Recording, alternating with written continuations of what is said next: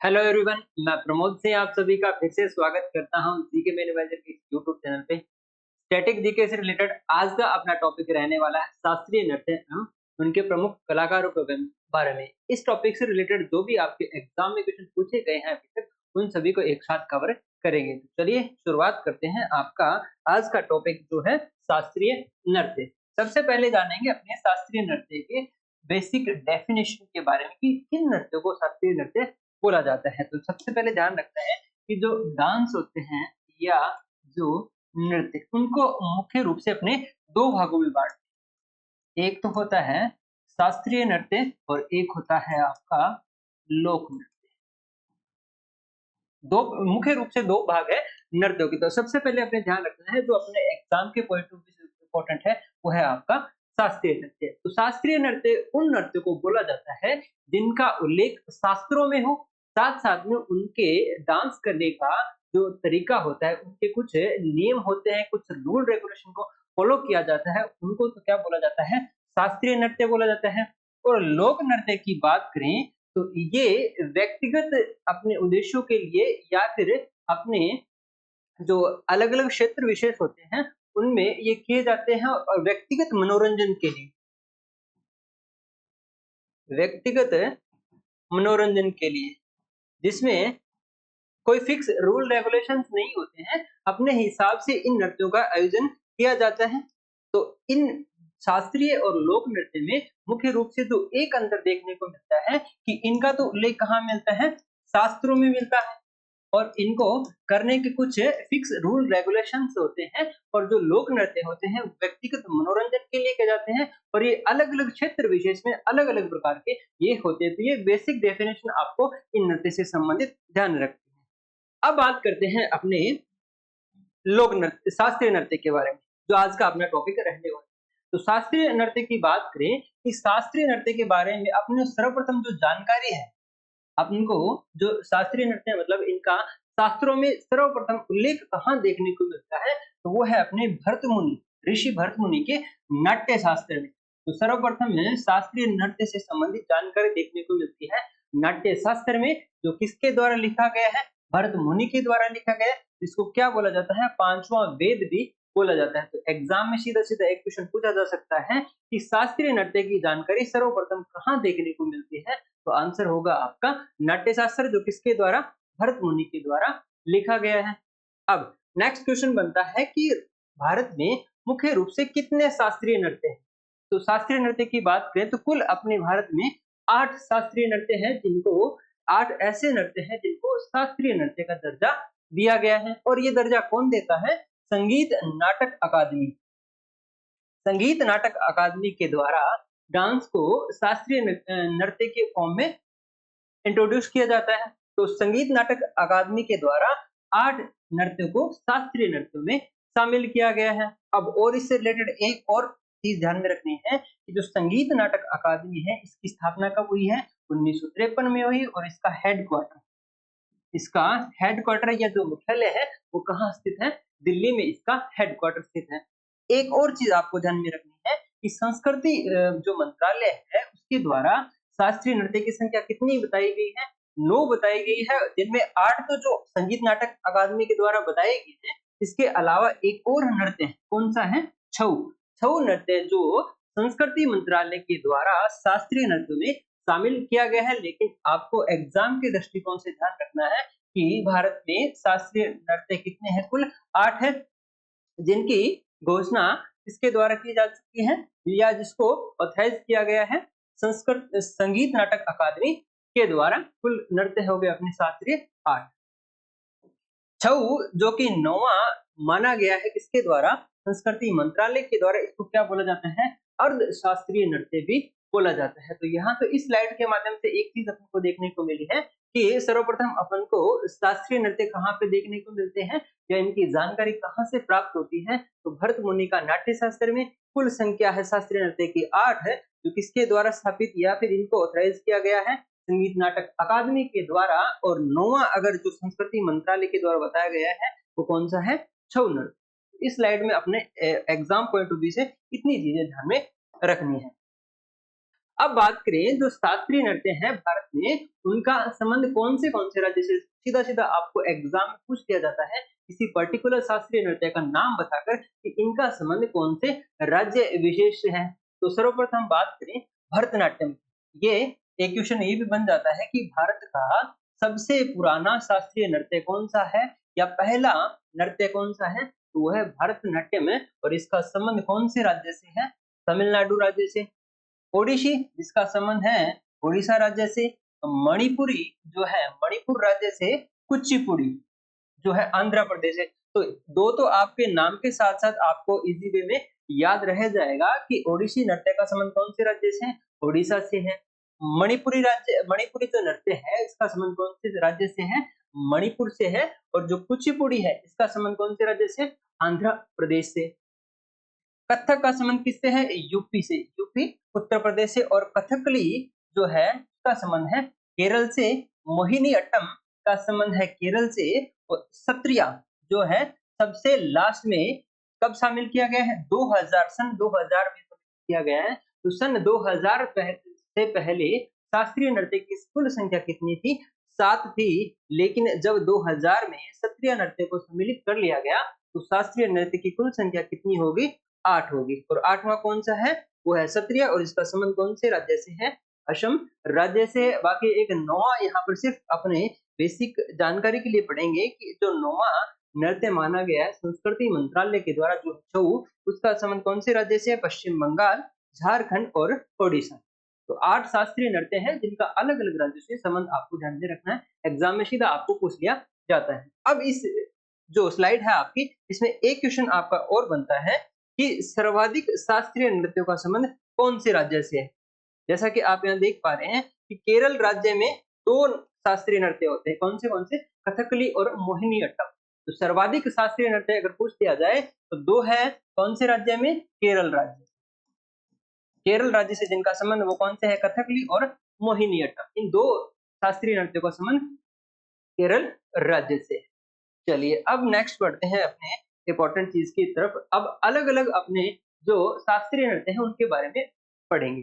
सबसे पहला है अपना भरतनाट्यम और इसमें आपको ध्यान में रखना है तमिलनाडु से इसका संबंध है, जिसको पुराना नाम क्या बोला जाता था? सादिर। एग्जाम में एक क्वेश्चन पूछा जा चुका है कि सादिर किस शास्त्रीय नृत्य का उपनाम है? तो वो आपको ध्यान में रखना है भरतनाट्यम के बारे में। इसके अलावा और इसको किस किस नाम से जाना जाता है? तो वह है आपका दासीअट्टम और अग्नि नृत्य। ये कुछ अन्य नाम है, लेकिन जो इंपॉर्टेंट है आपके एग्जाम के लिए वो है सादिर या इसको सदिर भी बोला जा सकता है। ये दोनों नाम आपको ध्यान में रखना है। किससे संबंधित? भरतनाट्यम से संबंधित। इसके अलावा भरतनाट्यम की सर्वप्रथम जानकारी आपको कहाँ पर देखने को मिलती है? तो इसके लिए 2 पुस्तकों का नाम ध्यान में रखना है। एक शिल्पा दीकारम और अभिनय दर्पण। इन 2 जो पुस्तकें हैं इनमें भरतनाट्यम से संबंधित जानकारी देखने को मिलती है। यह मंदिरों को समर्पित है। नृत्य का आरंभ आला रिपु से होता है। जो डांस होता है उसकी जो एक परफॉर्मेंस बोल सकते हैं या इसका प्रकार है वो है आला रिपु। वो जो नृत्य है भरतनाट्यम, इसकी शुरुआत किससे होती है? आला रिपु से। और इसका जो एंड होता है उससे बोला जाता है तिल्लाना या थिल्लाना। ये दोनों नाम ध्यान में रखना है। एग्जाम में सीधा पूछा जा सकता है कि जो आपका आला रिपु है उसका संबंध किस शास्त्रीय नृत्य से है? वो है आपका भरतनाट्यम। या फिर आपका तिल्लाना अगर सीधा मेंशन कर दिया जाए क्वेश्चन में कि इसका संबंध कौन सी शास्त्रीय नृत्य से है, तो भरतनाट्यम के बारे में ध्यान रखना है। इसके अलावा कटका मुख हस्त मुद्रा, इसमें 3 अंगुलियों को जोड़कर ओम का प्रतीक निर्मित किया जाता है। कौन से नृत्य में? भरतनाट्यम में। और एक है आपका नटुवार। भरतनाट्यम में जो कविता का जो पाठ करता है उसको क्या बोला जाता है? नटुवार। तो ये सीधे सीधे आपको की पॉइंट ध्यान में रखना है कि नटुवार का संबंध किस शास्त्रीय नृत्य से। इसके अलावा तिल्लना है, आला रिपु है, इनका संबंध किस डांस से है या फिर इसका जो पुराना नाम है शादिर। ये आपके एग्जाम के लिए इंपॉर्टेंट है। इसके अलावा बात करें कि धुन के लिए कर्नाटक संगीत का प्रयोग होता है।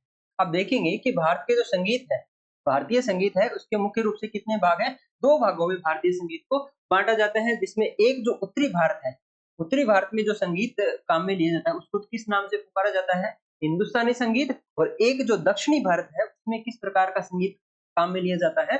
तो वो है कर्नाटक संगीत। तो भारतीय संगीत को मुख्य रूप से 2 भागों में बाँटा गया है। इसमें एक जो उत्तरी भारत में यूज़ होता है, वो कहते हैं उसको तो क्या बोला जाता है हिंदुस्तानी संगीत, और जो दक्षिणी भारत में होता है उसको बोला जाता है कर्नाटक संगीत।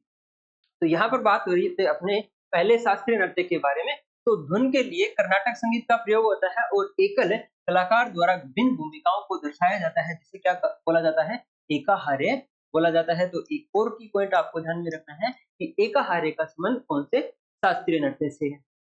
नृत्य में प्रयोग जो वाद्य यंत्र है, ये भी एग्जाम के लिए इंपॉर्टेंट आपका क्वेश्चन हो जाता है। किसी पर्टिकुलर आपके वाद्य यंत्र का नाम बता दिया जाता है, इनका संबंध है या इसका जो यूज है वो कौन से आपके शास्त्रीय नृत्य में किया जाता है। तो यहाँ पर ध्यान में रखना है कि मृदगम, वीणा, बांसुरी आदि इनका प्रयोग किया जाता है। अब बात करें इसके कुछ प्रमुख कलाकारों के बारे में कि ये जो परफॉर्म है किस किससे संबंध है, कौन से कलाकार हैं जो इस डांस को परफॉर्म करते हैं। सबसे पहले ध्यान करें कि यामिनी कृष्णमूर्ति जो कुचिपुड़ी से भी संबंधित है।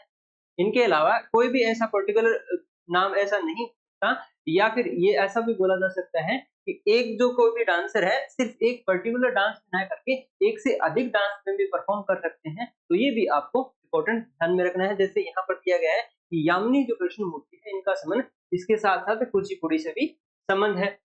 इसके अलावा इम्पोर्टेंट आपका ये है कि रुक्मिणी देवी अरुणडेल जो 2017 में गूगल डूगल ने प्रयोग किया था। जब भी आप गूगल में कोई सर्च बॉक्स में जाते हैं, जो आपका वहां पर सर्च करने से ठीक ऊपर जो गूगल का कुछ जो पैटर्न बना होता है वो बारे बारे चेंज होता है। तो 2017 में इनका फोटो का उपयोग किया गया था रुक्मिणी देवी अरुणडेल के संबंध में 2017 में। इसके अलावा राज्यसभा में नामित होने वाली पहली नर्तकी है, ये आपके एग्जाम के लिए इंपॉर्टेंट हो जाता है कि भारत की ऐसी कौन सी पहली नर्तकी है जो राज्यसभा में नामित हुई थी। और ये इनका जो टाइम पीरियड पूछा जाए तो 1952 से 1962 के बीच में ये क्या थी, राज्यसभा की सदस्य थी। ये है आपके रुक्मिणी देवी अरुणडेल। तो इनसे संबंधित सबसे इम्पोर्टेंट जो चीज ध्यान रखनी है कि राज्यसभा में नामित होने वाली पहली नर्तकी कौन है, रुक्मिणी देवी अरुणडेल। इसके अलावा सोनल मानसिंह जो ओडिसी जो नृत्य है उससे भी संबंध है, जिनमें ध्यान रखना है कि 1992 में सबसे कम उम्र में पद्म भूषण प्राप्त करने वाले ये है डांसर। इनके अलावा 2003 में सबसे कम उम्र में इनको पद्म विभूषण भी किनको मिला है, ये सोनल मानसिंह को मिला है। दोनों ही आपके लिए इंपॉर्टेंट है, रुक्मिणी देवी अरुणडेल और सोनल मानसिंह। नेक्स्ट है आपका मृणालिनी साराभाई। संगीत अकादमी पुरस्कार पाने वाली पहली नर्तकी कौन है, मृणालिनी साराभाई। और ये साराभाई किसकी वाइफ है, तो वाइफ ऑफ विक्रम साराभाई की ये पत्नी है। अब इनसे संबंधित एक चीज तो आपको ध्यान में रखनी है कि संगीत अकादमी पुरस्कार पाने वाले पहली नर्तकी कौन है, मृणालिनी साराभाई, जिन्हें 2018 में गूगल डूगल में शामिल किया गया। इनके अलावा 2013 में इनको निशा गांधी पुरस्कार जो केरल राज्य से संबंधित इनको मिला है। 1992 में पद्म भूषण भी इनको मिला है। और एक और मोस्ट इंपोर्टेंट चीज यहाँ पर बन जाती है कि इनके द्वारा एक एकेडमी जो स्थापित की गई है जिसका नाम क्या है, दर्पण एकेडमी ऑफ परफॉर्मिंग आर्ट्स, कहाँ पर, अहमदाबाद में। ये इस जो एकेडमी की क्या है, संस्थापक है। तो सीधा सीधा पूछा जा सकता है कि दर्पण एकेडमी ऑफ परफॉर्मिंग आर्ट्स जो अहमदाबाद में स्थित है इसकी संस्थापक कौन है, मृणालिनी साराभाई। इनके अलावा लीला शमसन का नाम ध्यान में रखना है आपको। और कुछ अन्य डांसर के इससे संबंधित एक है वैजंती माला जो सबसे कम उम्र में जिनको क्या मिला है, पद्मश्री मिला है। टी बाला सरस्वती पद्म भूषण 1957 में, इसके अलावा पद्म विभूषण 1970 में। मीनाक्षी सुंदरम पिल्लई जो संस्थापक है किसकी, पडानलूर स्कूल की जो तमिलनाडु में स्थित है। और एक और इम्पोर्टेंट है आपकी नर्तकी नटराज जिन्हें 2019 में पद्मश्री मिला है, जो पाने वाली क्या है, पहली ट्रांसजेंडर है। ये क्वेश्चन आपके लिए इम्पोर्टेंट बन जाता है कि ऐसी कौन सी नर्तकी है, ट्रांसजेंडर नर्तकी है जिन्हें क्या मिला है, पद्मश्री मिला है। तो उनका नाम है नर्तकी नटराज। इनके अलावा थोड़ा करंट से रिलेट करते हुए आर मुथुकन्मल जो 2022 का पद्मश्री किसको मिला है, इनको मिला है जो अंतिम देवाशी मानी जाती है। इसके अलावा अलामरले वैली दूसरी सबसे कम उम्र में पद्मश्री पाने वाली नर्तकी है। और एक और मोस्ट इम्पोर्टेंट है आपके तंजोर चौकड़ी। ये 4 भाइयों का एक समूह है। इनमें क्या है, 4 ये भाई है। इनका संबंध कहाँ से है, तंजोर से है, इसलिए इनको सम्मिलित रूप से क्या बोला जाता है, तंजोर चौकड़ी के नाम से जाना जाता है। इनके क्या क्या नाम है, वनैया, बड़ीवेलू, शिवानंदनम और चिनैया। ये 4 भाई है और इनको एक साथ या इनके ग्रुप को क्या बोला जाता है, तंजोर चौकड़ी के नाम से जाना जाता है। इनके अलावा रमा वैद्यनाथन का नाम भी आपको ध्यान रखना है। ये कुछ मुख्य इंपॉर्टेंट था अपना पहला शास्त्रीय नृत्य। अब बात करें नेक्स्ट अपना शास्त्रीय नृत्य वो कौन सा है, ओडिसी। और कौन से राज्य से, ये आपका नाम से आपको ध्यान में रखना है, ओडिशा राज्य से इनका संबंध है। इस डांस में क्या ध्यान में रखना है आपको, भगवान कृष्ण से संबंध है। यह त्रिभंग मुद्रा में किया जाता है। इसकी शुरुआत मंगलाचरण से, इसकी शुरुआत किससे होती है, मंगलाचरण से होती है। और मंगलाचरण का मतलब क्या होता है, पृथ्वी माता को पुष्प अर्पित करना क्या कहलाता है, इस डांस में मंगलाचरण के नाम से जिसको जाना जाता है। और अंत इसका मोक्ष पर होता है। और मोक्ष का क्या मतलब होता है, हारिजम नृत्य से मतलब है इसका ओडिसी में। तो शुरुआत होती है इसकी मंगलाचरण से और इसका अंत होता है मोक्ष पे। ये 2 नाम आपको ध्यान रखने हैं कि इनका संबंध कौन से शास्त्रीय नृत्य से, वो है आपका ओडिसी। नृत्य के उदाहरण उदयगिरी और खंडगिरी गुफा में इस नृत्य से संबंधित जो प्रारंभिक अपन को साक्ष्य देखने को मिलते हैं वो मुख्य रूप से ध्यान रखना है, उदयगिरी और खंडगिरी गुफा में इनके साक्ष्य देखने को मिलते हैं। और मुख्यतः महारियों द्वारा किया जाने वाला नृत्य, महारियों का सीधा मतलब हो गया जो मंदिर होता है, मंदिर में जो बालिकाएं हैं, जो नारियां हैं, जो नृत्य करती है, उनको क्या बोला जाता है, महारियों के नाम से भी जाना जाता है। नृत्यांगनाएं शरीर से जटिल ज्यामितीय पैटर्न बनाती है, इसे शैचल मुद्रा में कहा जाता है, शैचल मूर्ति भी कहा जाता है। ये भी ध्यान रखना है कि शैचल मूर्ति किसको बोला जाता है, कि जब नृत्यांगनाएं शरीर से जटिल ज्यामितीय पैटर्न बनाती है उसको शैचल मूर्ति के नाम से जाना जाता है। और इस शास्त्रीय नृत्य में जो प्रमुख रूप से वाद्य यंत्र काम में लिए जाते हैं वो है मंजीरा, पखावज, ढोल और सितार, ढोल सितार।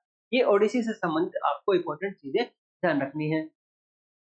अब बात करें इसके कुछ प्रमुख कलाकारों की, ओडिसी के कुछ प्रमुख कलाकारों की, जिनमें सबसे मेन आपको नाम ध्यान रखना है केलुचरण महापात्रा का। केलुचरण महापात्रा का इन्हें ओडिसी को पुनर्जीवित किया था। ये है केलुचरण महापात्रा जिन्होंने ओडिसी को पुनर्स्थापित किया था, पुनर्जीवित किया था। तो सर्वप्रथम नाम ध्यान रखना है ओडिसी से संबंधित आपको केलुचरण महापात्रा के बारे में। इन्होंने 1993 में सृजन स्कूल क्या खोला था, जो किससे संबंधित है, ओडिसी शास्त्रीय नृत्य से। इनके अलावा इनको पुरस्कार मिले हैं पद्म विभूषण 2000 में, पद्म भूषण 1988 में और पद्म श्री 1974 में इनको मुख्य रूप से ये पुरस्कार प्राप्त हुए हैं।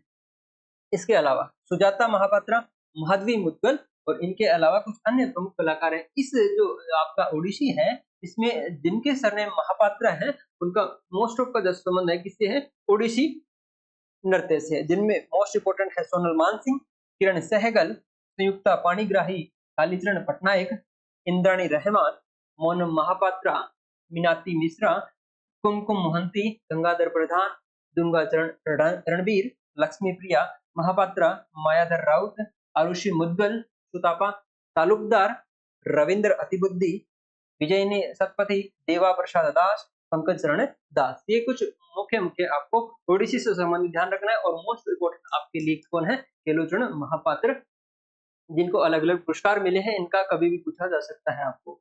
ये था अपना कुछ ओडिसी से संबंधित इंपॉर्टेंट चीजें। अब बात करें मणिपुरी के, कौन सा राज्य से संबंध है, मणिपुर राज्य से संबंध, ये आपका पहली स्लाइड में अपने कवर किया। अब बात करें मणिपुरी से संबंधित, यह वैष्णव संप्रदाय से संबंधित है। भगवान श्री कृष्ण के बाल्यकाल की कहानियां दर्शाई जाती है। भगवान श्री कृष्ण के बाल्यकाल की कहानियां कौन सी शास्त्रीय में दर्शाई जाती हैं, तो वो है आपका मणिपुरी। इनके अलावा इसकी 3 प्रमुख शैलियां हैं, 3 प्रमुख शैलियां हैं, जिनमें एक है लाई हरोबा, संकीर्तन और रासलीला। ये क्वेश्चन पूछा जा चुका है कि कौन सा ऐसा शास्त्रीय जो नृत्य है जिनमें रासलीला से संबंधित प्रमुख शैली है, तो वो है आपका मणिपुरी। ये आपके एग्जाम के लिए इंपॉर्टेंट है और आपके पीवाईक्यू भी है, प्रीवियस ईयर क्वेश्चन आ चुका है आपका, एसएससी सीजीएल में पूछा जा चुका है। इनके अलावा पेना वाद्य यंत्र का प्रयोग किया जाता है। तो यहाँ पर जो इम्पोर्टेंट चीजें हैं उनको अलग से हाईलाइट किया गया है। जैसे यहाँ पर पेना वाद्य यंत्र के बारे में हाईलाइट किया गया है, तो आपके एग्जाम के लिए सीधा-सीधा पूछा जा सकता है कि पेना वाद्य यंत्र का उपयोग कौन से शास्त्रीय नृत्य में किया जाता है, तो वो है आपका मणिपुरी। इसके अलावा नृत्य, वाद्य यंत्र बजाना, गाना गाना एक ही व्यक्ति द्वारा किया जाता है। ये सारे जो भी डांस परफॉर्म करता है, उनको सारे काम एक ही व्यक्ति द्वारा किया जाता है। इसे क्या बोला जाता है? पंगचोलेम कहा जाता है। तो ये आपके लिए की पॉइंट फिर से इंपॉर्टेंट हो जाता है कि पंगचोलेम का संबंध कौन से शास्त्रीय नृत्य से है? वो है आपका मणिपुरी। जागोई और चोलेम ये दो मणिपुरी के दो प्रमुख भाग है, जिनमें जो सारे कुछ परफॉर्म करता है इसमें, उसको तो क्या बोला जाता है? चोलेम बोला जाता है। इसमें 64 तालों का प्रयोग किया जाता है और नागबंध मुद्रा ये आपके लिए एग्जाम के लिए इंपॉर्टेंट हो जाती है। पूछा जा सकता है कि नागबंध मुद्रा कौन से शास्त्रीय नृत्य से संबंधित है? वो है आपका मणिपुरी। इसमें शरीर के 8 आकार में वक्रों के माध्यम से जुड़ा होता है। तो वो कौन सा इसको क्या बोला जाएगा? नागबंध मुद्रा। नेक्स्ट है आपका इसके प्रमुख कलाकार। तो ये एक सबसे इंपॉर्टेंट गुरु बिपिन सिंह, जिन्हें क्या बोला जाता है? मणिपुरी का क्या बोला जाता है? जनक। मणिपुरी डांस है उसका जनक या प्रतिपादक बोला जाता है गुरु बिपिन सिंह को। और इनके द्वारा गोविंद नर्तनालय खोला गया था। ये एग्जाम में क्वेश्चन पूछा जा चुका है कि गोविंद नर्तनालय का स्थापना किसके द्वारा की गई है? तो वो है आपके गुरु बिपिन सिंह। इनके अलावा झावेरी बहनों का नाम यहाँ पर मोस्ट इंपोर्टेंट हो जाता है। तो इनके भी गुरु कौन है? गुरु बिपिन सिंह। झावेरी बहनें इनमें नाम आता है दर्शना, नयना, सुवर्णा और रंजना। इन चारों को क्या बोला जाता है? झावेरी बहनें के नाम से जाना जाता है। इनके अलावा मणिपुर के कुछ अन्य प्रमुख कलाकार हैं, जिनमें आपका है गुरु अमली सिंह, गुरु एमओबी, राजकुमार सिंह जीत सिंह, नल कुमार सिंह, एल बिनो देवी, सविता मेहता, निर्मला मेहता, हबल यामा, बिंबावती देवी, नीलेश्वर मुखर्जी, टी इब्न मुबी देवी, एलम इंदिरा देवी। ये कुछ और जो डांस परफॉर्म करने वाले हैं के रूप से सबसे इम्पोर्टेंट है आपका गुरु बिपिन सिंह के बारे में और झावेरी बहन के बारे में। ये दो मुख्य रूप से ध्यान रखने हैं आपके मणिपुरी शास्त्रीय नृत्य के बारे में। चलिए नेक्स्ट बात करें अपने कुचिपुड़ी की। कुचिपुड़ी कुचिपुड़ी जो डांस है उसका संबंध कौन से राज्य से है? वो है आपका आंध्र प्रदेश। आंध्र प्रदेश राज्य से कौन सी शास्त्रीय नृत्य है आपका? कुचिपुड़ी। तो इसका जो नामकरण है आंध्र प्रदेश के कृष्णा जिले के एक गांव कुचेलापुरम के नाम पर रखा गया है। तो ये भी क्वेश्चन बन जाता है कि कुचिपुड़ी का नामकरण किस जिले के नाम के आधार पर पड़ा है? तो वो है आपका कृष्णा जिला। भागवत पुराण को आधार माना गया है। जो इसमें डांस परफॉर्म होता है उसका जो बेसिस होता है वो है आपका भागवत और पुराण के आधार पर इसमें डांस परफॉर्म किया जाता है। इसके अलावा पीतल की तस्तरी में पैर रखकर नृत्य करने का प्रचलन है। इसे क्या बोला जाता है? तरंगम कहते हैं। जब इसको डांस परफॉर्म किया जाता है तो जो पीतल की तस्तरी होती है इसमें पैर रख के डांस परफॉर्म किया जाता है, जिसको क्या बोला जाता है? तरंगम बोला जाता है। इसमें कर्नाटक संगीत का पेश होता है। जैसे स्टार्टिंग में बात की थी कि भारत में दो प्रकार के संगीत है, जिसमें एक कौन सा है आपका दक्षिणी भाग का अलग और एक जो उत्तरी भाग का अलग है। जिसमें कुचिपुड़ी नृत्य में कौन सा संगीत उपयोग किया जाता है? वो है आपका कर्नाटक संगीत। सिद्ध योगी को कुचिपुड़ी का आदि गुरु माना जाता है। ये मोस्ट इंपोर्टेंट हो जाता है आपका कि कुचिपुड़ी का आदि गुरु किसको बोला जाता है? वो है आपके सिद्ध योगी। नर्तकों को भागवतालु के नाम से जाना जाता है। तो की पॉइंट ये सिर्फ ध्यान में रखना है, की पॉइंट ही आपके एग्जाम के लिए इंपॉर्टेंट है। तो यहाँ पर आपको अलग से हाईलाइट करके दिए गए हैं, वो आपको इनके साथ में सीधा-सीधा ध्यान में रखना है। जैसे इसमें जो बेसिस है वो भी कौन सा है? भागवत और पुराण है। इसी के आधार पर नर्तकों को क्या बोला जाता है? भगवतालु के नाम से जाना जाता है। शोलाकद या पताक्षर इस नृत्य भाग में शरीर की हरकतें शामिल होती है। जो शरीर जो जब इसमें डांस परफॉर्म किया जाता है तो जो शरीर की हरकतें होती हैं उसको क्या बोला जाता है? शोलाकद या फिर पताक्षर के नाम से जाना जाता है। कोवुत्तम इसमें व्यापक कलाबाजियां की जाती हैं जो हवाई करतब होते हैं। इसके अंतर्गत कुचिपुड़ी में उसको किस नाम से जाना जाता है? कावुत्तम के नाम से जाना जाता है। तो ये कुछ इंपॉर्टेंट जो चीजें हैं आपको कुचिपुड़ी से संबंधित ध्यान में रखनी है, आपके एग्जाम के लिए इंपॉर्टेंट जो रहने वाली है। इसके अलावा एक और जल चित्र नृत्यम, जब इसमें कलाकार अपने पैर के अंगूठे से सतह पर चित्र बनाते हैं जब इसमें डांस परफॉर्म करते समय जो जो डांसर होता है वो अपने पैर के अंगूठों से जो सतह पर कुछ चित्र बनाता है तो उसको किस नाम से जाना जाता है? जल चित्र नर्तन के नाम से इसको जाना जाता है। और जो पुरुष कलाकार होते हैं इसमें परफॉर्म करने वाले, उनकी जो पोशाक होती है उनको किस नाम से जाना जाता है? बगलबंदी के नाम से जाना जाता है। तो सीधा एग्जाम में अगर क्वेश्चन पूछ दिया जाए कि बगलबंदी क्या है? तो आपको ध्यान में रखना है कि पुरुष कलाकारों की क्या है? पोशाकें हैं। इनके अलावा कुचिपुड़ी में जो डांस परफॉर्म करते हैं मेल कैंडिडेट्स, उनको क्या बोला जाता है? बगलबंदी के नाम से जाना जाता है। और इसके कुछ इम्पोर्टेंट जो जो डांसर हैं, इनमें सबसे मोस्ट इम्पोर्टेंट ध्यान रखना है आपका यामिनी कृष्णमूर्ति के बारे में। इनको क्या बोला जाता है? कुचिपुड़ी की मशाल के नाम से जाना जाता है। कुचिपुड़ी की मशाल के नाम से यामिनी कृष्णमूर्ति को जाना जाता है, जिनको पद्म विभूषण मिला है 2016 में, पद्म भूषण मिला है 2001 में और जो पद्म श्री मिला है 1968 में। ये मुख्य रूप से इनको क्या मिला है? प्राइजेस मिल चुके हैं। इसके अलावा इनकी एक ऑटोबायोग्राफी है, ऑटोबायोग्राफी है, जिसको किस नाम से जाना जाता है या इसका टाइटल क्या है? A passion for dance.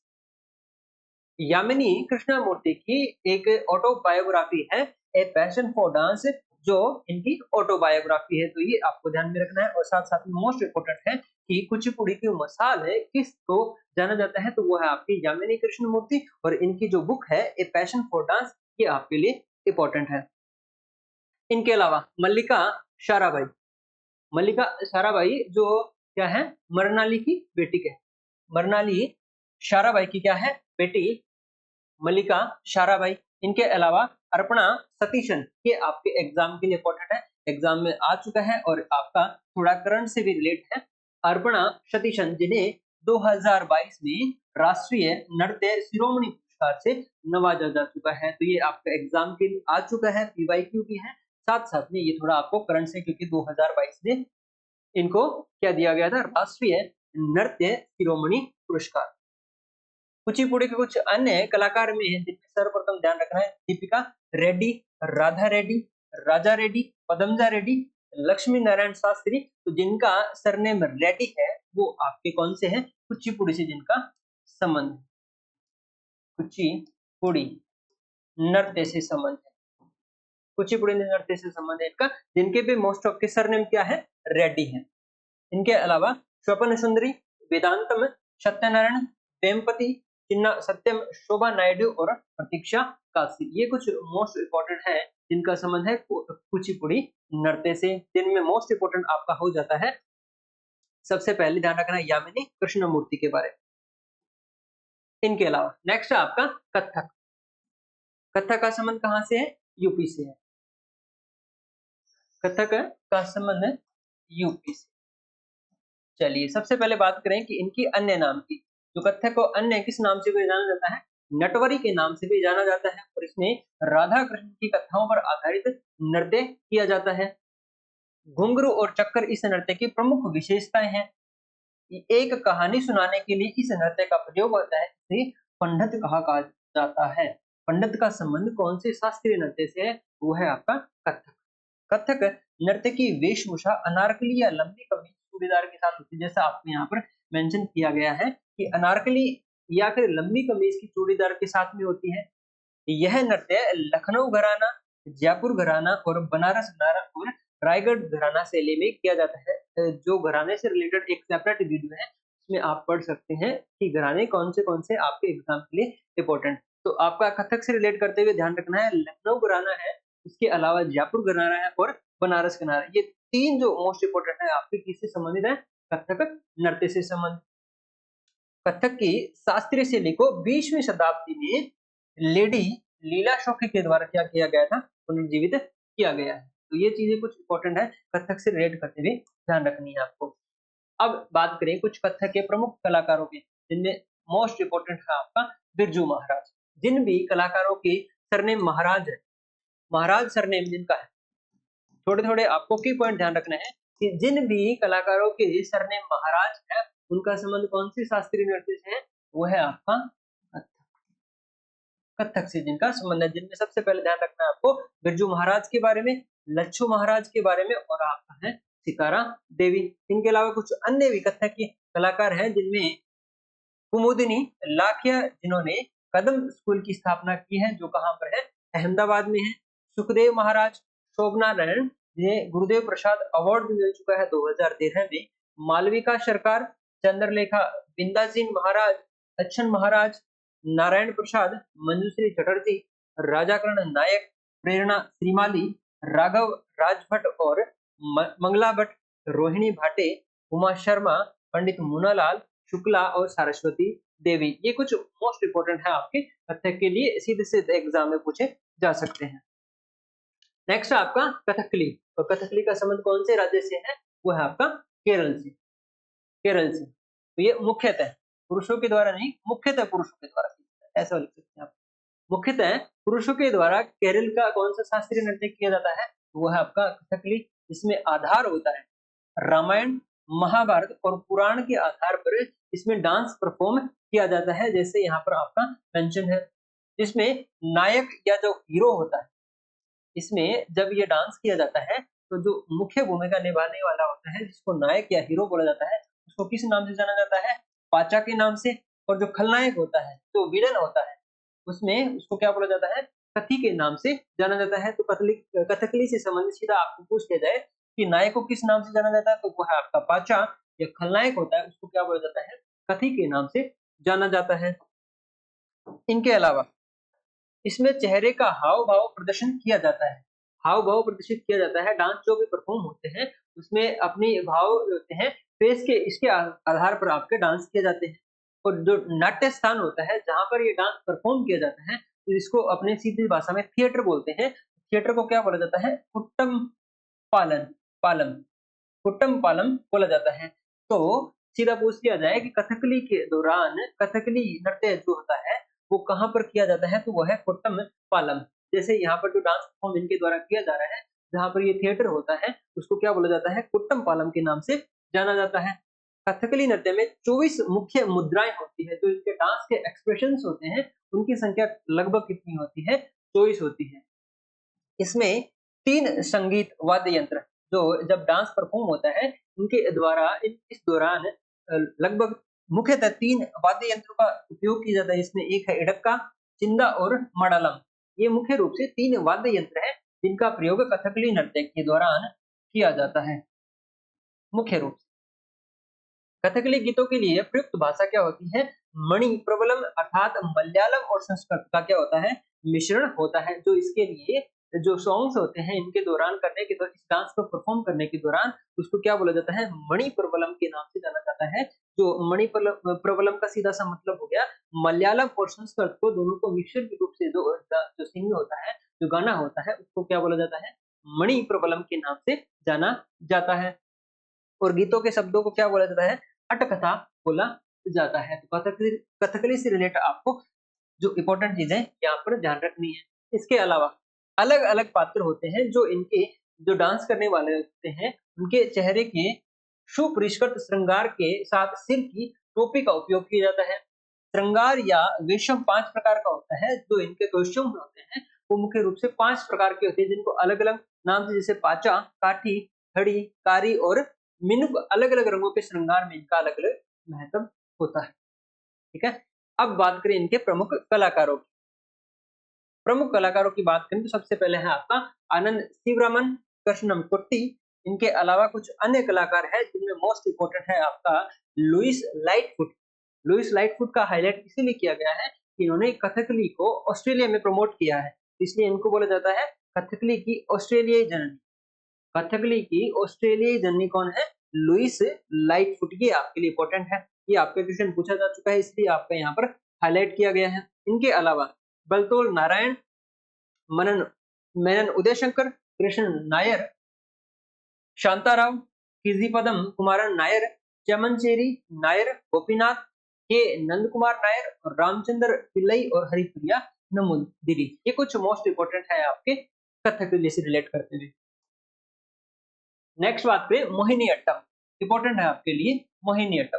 Mohini Attam की बात करें कि विष्णु जी के स्त्रीण रूप की कहानी शामिल है। जब विष्णु जी ने जो मोहिनी का रूप धारण किया था उसको परफॉर्म करने के लिए कौन सा होता है डांस, तो वो है आपका मोहिनी अट्टम के नाम से उसको जाना जाता है, जिसमें मोहिनी का तो मतलब होता है सुंदर स्त्री और अट्टम का मतलब होता है नृत्य। सुंदर स्त्री के द्वारा किए जाने वाला नृत्य क्या होता है? मोहिनी अट्टम कहलाता है। इसका ये शाब्दिक अर्थ है। ये एकल महिला के द्वारा परफॉर्म किया जाता है। जैसे आपका फोटो मेंशन है कि जो मोहिनी अट्टम है इसके द्वारा एकल महिला के द्वारा ये परफॉर्म किया जाता है। परफॉर्म के दौरान बालों में चमेली के सफेद फूल लगाए जाते हैं। इस नृत्य में केरल कशाबू साड़ी पहनी जाती है। दोनों ही लाइन आपके लिए इंपॉर्टेंट हो जाती है कि ऐसा कौन सा डांस परफॉर्म है इसके दौरान जो नर्तंगना होती है वो अपने बालों में सफेद फूल लगाती है चमेली के, तो वो है आपका मोहिनी अट्टम। इसके अलावा ऐसा कौन सा डांस परफॉर्म है जिसके अंतर्गत कशाबू साड़ी पहनी जाती है, तो वो भी कौन सा है आपका मोहिनी अट्टम।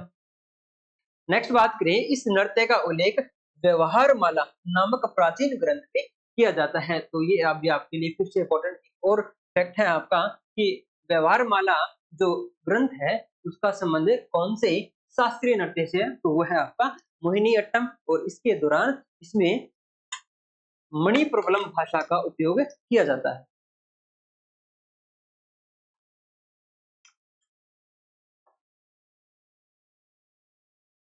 मोहिनी अट्टम से रिलेट करते हुए कुछ एक्स्ट्रा फैक्ट आपको एग्जाम के लिए ध्यान रखना है, मुख्य रूप से आपके कलाकार के बारे में।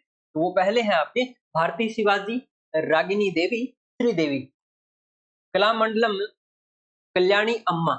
ये मोस्ट इंपोर्टेंट इसीलिए है, इनको एक और उपनाम से भी जाना जाता है कि मोहिनी अट्टम की माँ किसको बोला जाता है, तो वो है आपकी कलामंडलम कल्याणी अम्मा। जया प्रभा मेनन, जिनको देवदासी राष्ट्रीय पुरस्कार मिल चुका है 2013 में। इनके अलावा कुछ और इम्पोर्टेंट कलाकार हैं जिनमें है गोपिका वर्मा, श्यामाकन है आपको शांता राव, गीता गायक, डॉक्टर सुनिंदा नायर, कनक रेले, निर्मला पाणिकर और नीना प्रसाद। ये मुख्य रूप से आपको ध्यान रखने हैं। इससे संबंधित है आपके, तो वह है आपका मोहिनी अट्टम। लास्ट है अपना स्त्रियां, जिनको जो 8वां बना था और 2000 में इसमें शामिल किया गया। 2000 से पहले शास्त्रीय नृत्य कितने थे? 7 थे। तो 8वां कौन सा है आपका स्त्रियां, जिसको शामिल कब किया गया? 2000 में इसको शामिल किया गया है। और इसकी खोज कब हुई है? 500 वर्ष पूर्व इसकी लगभग खोज हुई है।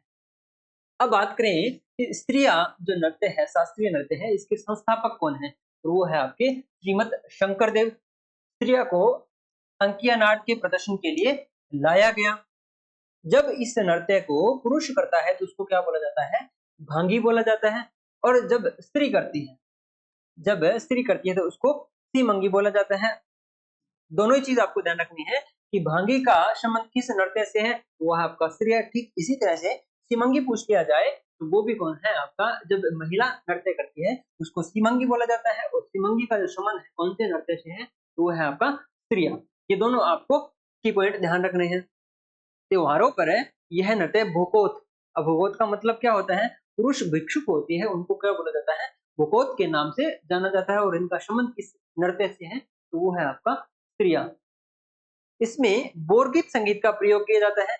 और नृत्य का भावना भाग भगवान कृष्ण की कहानियों पर जो आधारित यहाँ पर जो परफॉर्म किया जाता है उसको क्या बोला जाता है? भावना के नाम से जाना जाता है। तो ये कुछ स्त्रीय जो आपका नृत्य है इससे संबंध है। इसके प्रमुख कलाकार हैं, मोस्ट इंपोर्टेंट है आपके गुरु जतिन गोस्वामी का नाम आता है।